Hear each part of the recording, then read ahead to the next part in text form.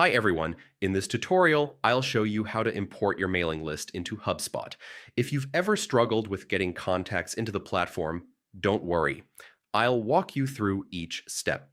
First, go to HubSpot's homepage and log in by clicking the login button at the top right. Make sure you enter your credentials carefully so you don't run into login issues.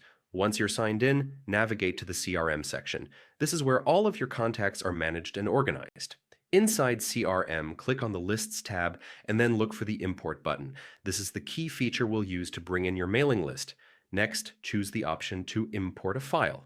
Your file should be properly formatted, usually as a CSV, so that HubSpot can read the data correctly. Double check the formatting to avoid errors during the upload. If you ever get stuck or face issues, HubSpot's support documentation is a great resource. Once you get the hang of this process, you'll be free to focus less on setup and more on engaging with your audience. And that's how you import your mailing list into HubSpot quickly and confidently. Thanks for watching, and I'll see you in the next tutorial.